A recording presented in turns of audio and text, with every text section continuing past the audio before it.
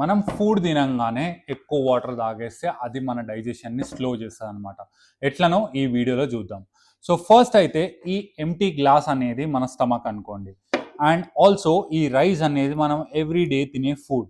So మనం స్టమక్ని రైస్తో ఫిల్ చేసినప్పుడు ఆర్ ఎనీ ఫుడ్తో ఫిల్ చేసినప్పుడు ఆల్రెడీ మన డైజెషన్కి acids and also digestive enzymes prepare చేస్తుంటుంది అనమాట మన స్టమక్. సో దాని ప్లేస్లో మనం అది కాకుండా ఎక్కువ వాటర్తో నింపేసినాం అనుకోండి, సో మన స్టమక్ అనేది ఇట్లా అయిపోతుంది అనమాట. మన స్టమక్ అనేది ఇట్లా అయిపోయినప్పుడు ఆల్మోస్ట్ మన డైజెషన్ ప్రాసెస్ అనేది చాలా స్లో అయిపోతుంది. ఇట్లా చేయడం వల్ల heaviness, bloating, gas and also acidity form అవుతుంది అనమాట, especially oily and heavy meals తీసుకున్నప్పుడు. సో మనం ఏం చేయాలంటే మన స్టమక్ ని దాని వర్క్ దాన్ని చేసుకొని ఇవ్వాలి. అండ్ ఆల్సో వాటర్ తాగాలి అంటే small SIPs of water is totally fine. కొంచెం ఎక్కువ అమౌంట్ ఆఫ్ వాటర్ తాగాలి అంటే అట్లీస్ట్ ఒక 30 to 45 minutes of time wait చేసి వాటర్ తాగండి. సో మనకు ప్రాపర్ డైజెషన్ అవ్వడానికి కరెక్ట్ టైంలో వాటర్ తీసుకోవడం అనేది చాలా important. I hope this video helps and DM or fill the form in the bio to train with me.